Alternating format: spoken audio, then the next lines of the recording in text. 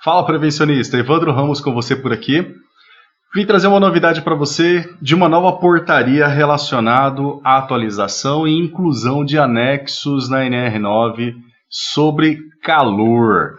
Vamos fazer aqui uma leitura dessas informações dessa nova portaria. Se você ainda não curtiu o nosso canal, dê seu like aqui, se inscreva no nosso canal e ative o sininho para receber as notificações dos nossos vídeos e ajudar também no algoritmo do YouTube a divulgar esse canal e as informações que a gente posta para outros profissionais de saúde e segurança com o mesmo perfil que você. Como você já sabe, essa semana estamos tendo aí várias outras alterações, tem uma nova portaria com a nova redação para a NR20 e com essa portaria aqui 1359, ela traz 3 alterações. A inclusão do anexo 3 sobre calor na NR9, alguns ajustes na NR15, no próprio anexo 3 sobre calor, e também, óbvio, na NR28 sobre as questões de fiscalização e penalidades. Como você sabe, lá na NR15, o anexo 3 na prática, lá na NR15, ele não é grande, ele é pequeno, relativamente ele é pequeno. E a NR15, ela se baseia principalmente nas questões de caracterização ali de salubridade. Então, os limites de tolerância, as métricas e a metodologia de avaliação também do calor estão definidos ali e também na NHO 06 da Fundacentro, que estratifica todo o método passo a passo de como deve ser feita essa medição, os cálculos e tudo mais, ok? O que essa portaria trouxe de novidade? Ela trouxe um anexo, então, como eu disse para vocês, vamos fazer a leitura breve dele aqui. Ela trouxe um anexo que vai ser incluído lá na NR9, que é esse anexo 1, será o anexo 3 de calor lá na NR9, e ela traz ali objetivos, responsabilidades do empregador, medidas preventivas corretivas, aclimatação, procedimento de emergência e objetivos. Então, o objetivo desse anexo é definir critérios para a prevenção dos riscos à saúde dos trabalhadores decorrentes da exposição ao calor ocupacional, claro. Quais são as responsabilidades do empregador? O empregador, então, ele tem algumas responsabilidades importantíssimas aqui, ó. Ele deve adotar as medidas de proteção de modo que a exposição ocupacional ao calor não cause efeitos adversos à saúde do trabalhador.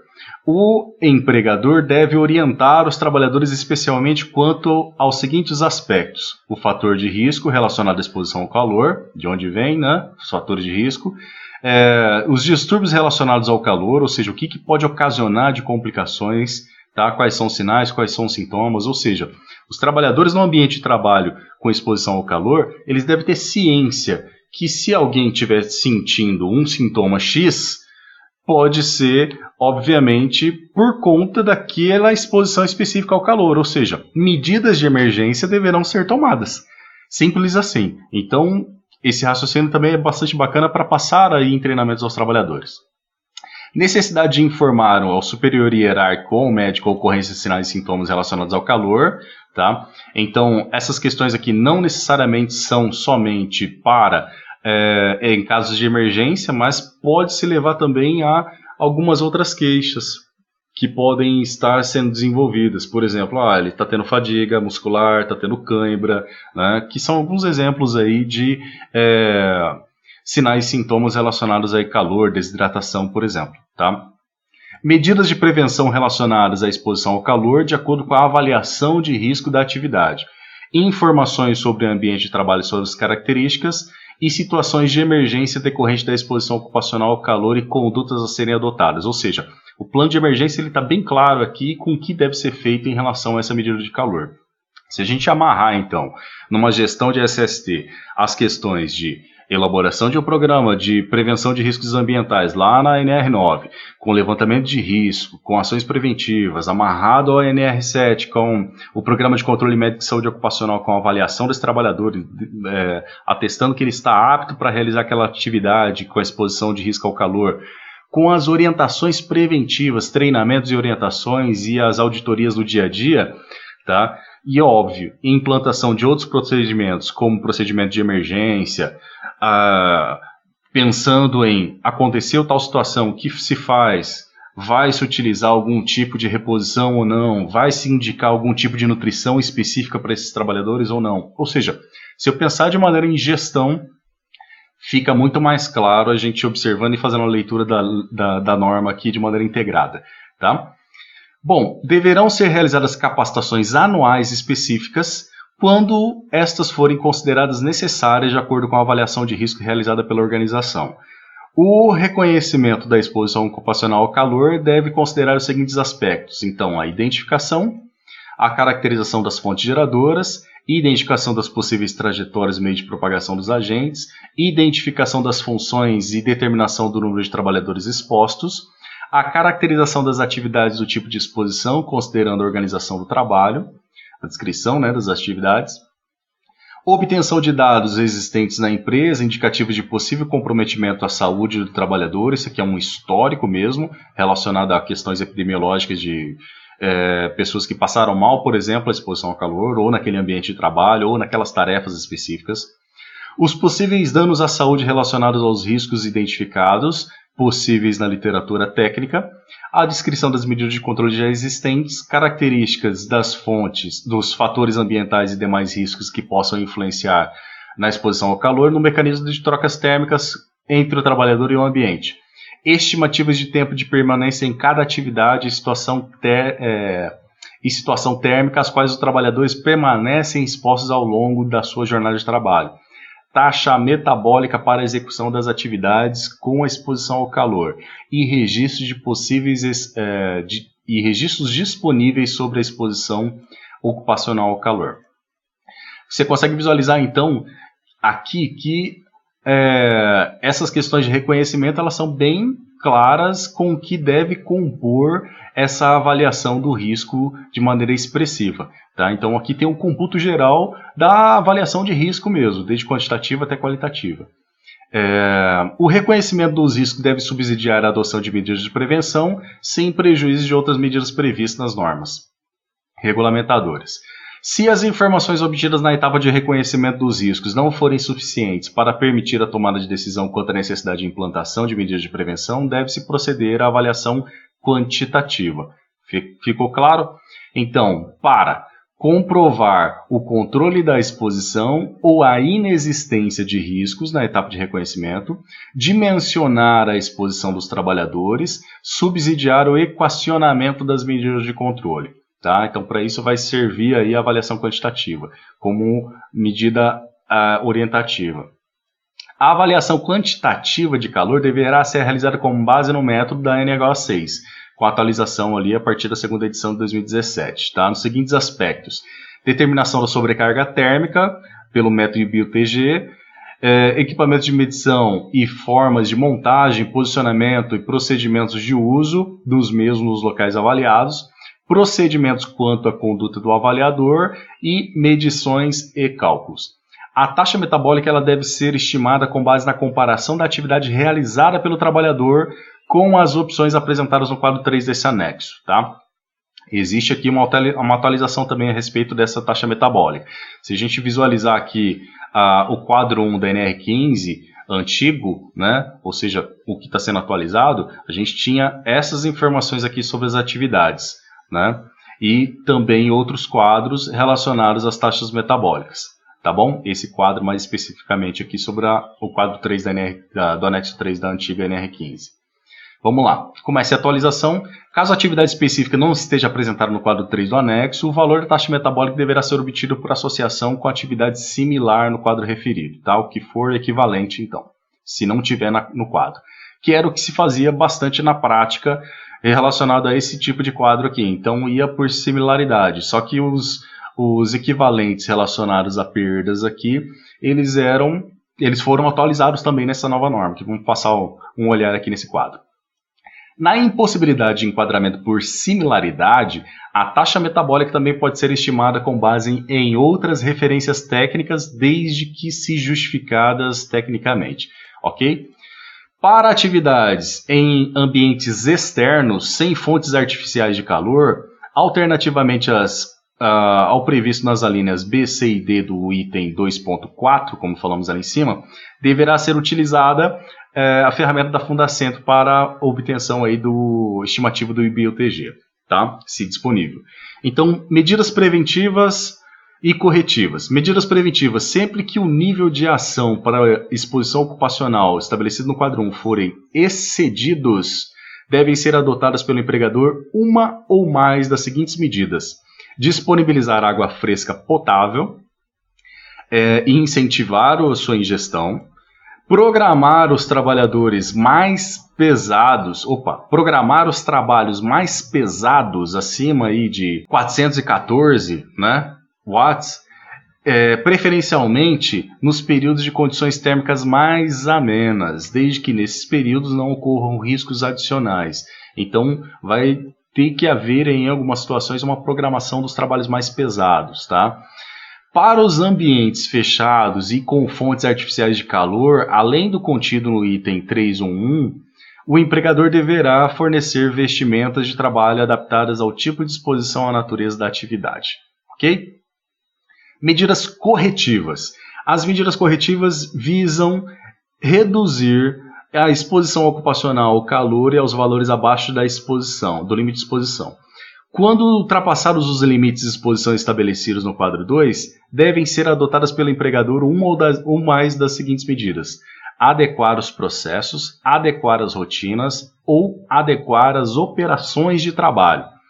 Alternar operações que gerem exposições a níveis mais elevados de calor com outras que não apresentem exposições ou impliquem exposições de menor nível, tá? Resultando em redução da exposição, ok?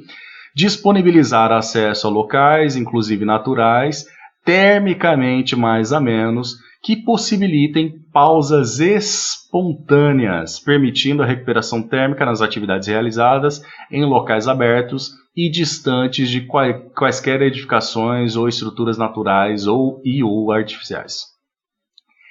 Para os ambientes fechados ou com fontes artificiais de calor, além do contido no 322, o empregador deverá adaptar os locais de trabalho e postos de trabalho, reduzir a temperatura ou a emissividade das fontes de calor, utilizar barreiras para o calor radiante, adequar o sistema de ventilação do ar, adequar a temperatura e a umidade relativa do ar. Ok?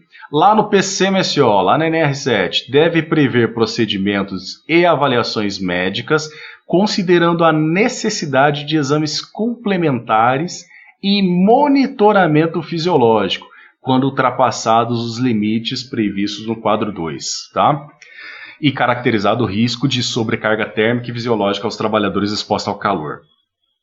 Fica caracterizado, então, o risco de sobrecarga térmica e fisiológica com possibilidade de lesão grave à integridade física ou à saúde dos trabalhadores, quando não forem adotadas medidas previstas no item 3 desse anexo, quando as medidas adotadas não forem suficientes para amenizar o risco. Aclimatação. Para as atividades de exposição ocupacional ao calor acima do nível de ação, deverá ser considerada devido à aclimatação descrita no PCMSO. Quando houver a necessidade de elaboração de plano de aclimatação, devem ser considerados os parâmetros previstos lá na NH6, tá, da Fundacentro, ou outras referências técnicas emitidas por organização competente. Procedimentos de emergência. A organização deve possuir procedimento de emergência específico para o calor, contemplando meios e recursos necessários para o primeiro atendimento. Primeiro atendimento é medidas de primeiros socorros, que podem ser medidas simples, até mesmo medidas mais adequadas ou avançadas com a necessidade de organização do ambiente do trabalhador, gestão ali do momento para transferência ou até mesmo encaminhamento para uma unidade de saúde de emergência, tá? Mais próxima daquela região. Então o procedimento de emergência tem que estar amarrado aqui. O encaminhamento do trabalhador para atendimento, tá? Informação a todas as pessoas envolvidas nos cenários de emergências. Bom, vamos lá. O quadro 1, ele traz, obviamente, aí, o nível de ação para os trabalhadores aclimatizados. Na prática aqui eu não vi diferenciação dos valores relacionados a NH06 lá da Fundacentro. Agora, então nós temos aqui nível de ação para os trabalhadores aclimatizados, o limite de exposição ocupacional ao calor para os trabalhadores aclimatizados, que é o outro quadro, que é o quadro 2. E nós temos aqui, ó, os limites estabelecidos são válidos apenas para trabalhadores com uso de vestimentas que não incrementem ajuste de BUTG médio, conforme correções previstas aí no quadro 4 desse anexo. E nota 2, os limites são válidos para os trabalhadores com aptidão para o trabalho, conforme o PCMSO, NR7.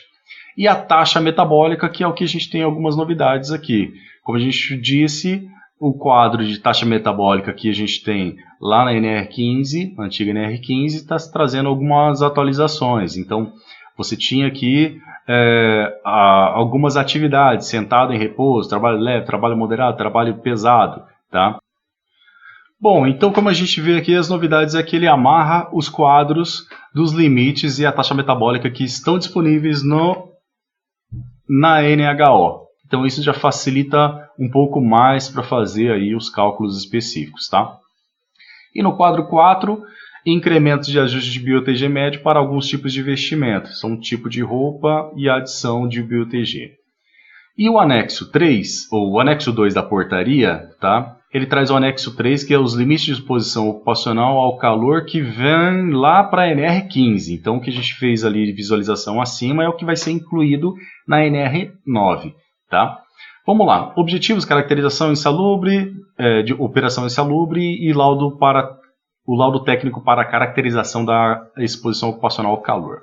Então, os objetivos desse anexo é estabelecer critério para caracterizar as atividades ou operações insalubres decorrentes da exposição ocupacional ao calor em ambientes fechados ou ambientes com fonte artificial de calor. Este anexo não se aplica às atividades ocupacionais realizadas a céu aberto sem fonte artificial de calor. Tá? Caracterização da atividade ou operação insalubre.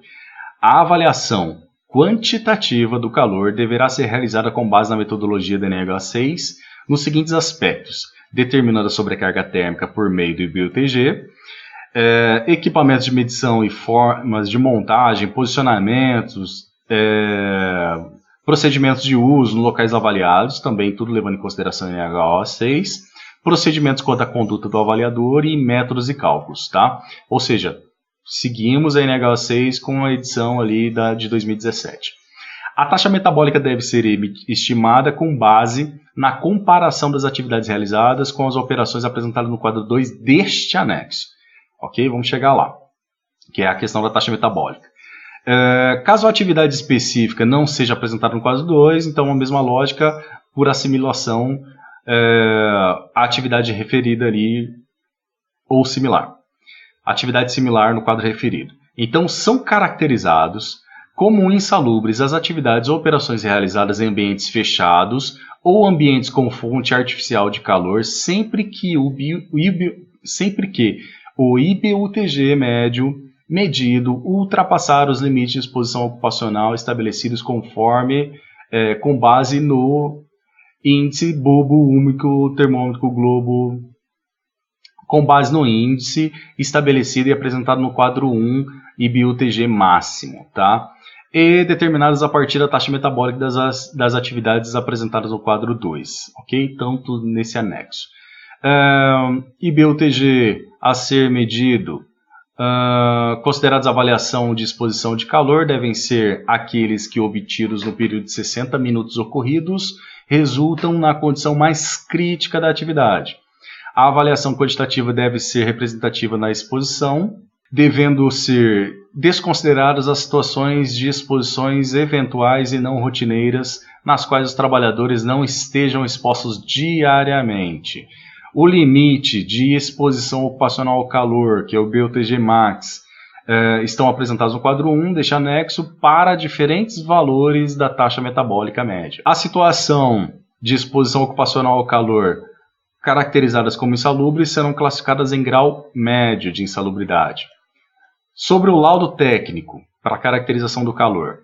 A caracterização da exposição ocupacional ao calor deve ser objeto de laudo técnico, de no mínimo os seguintes itens: introdução, objetivo, trabalho, justificativa, avaliação dos riscos descritos no item 2.3 do anexo 3 da NR9, que é aquela questão de levantamento dos riscos, descrição da metodologia e critério de avaliação, incluindo os locais, datas e horários e medições, especificação e identificação dos aparelhos de medição utilizados, respectivos certificados de calibração conforme a Legal 6, avaliação dos resultados, descrição e avaliação das medidas de controle eventual e adotadas, conclusão com a indicação de caracterização ou não de insalubridade.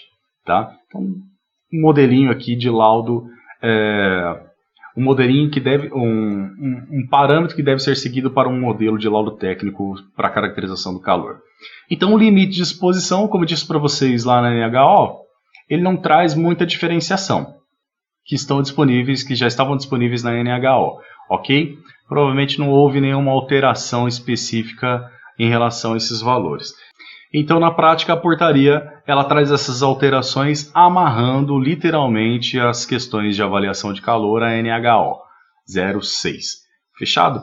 Se você ainda não curtiu o nosso canal, dê seu like aqui, se inscreva no nosso canal e ative o sininho para receber as notificações dos nossos vídeos e ajudar também no algoritmo do YouTube a divulgar esse canal e as informações que a gente posta para outros profissionais de saúde e segurança com o mesmo perfil que você. Valeu? Até o próximo vídeo, um abraço!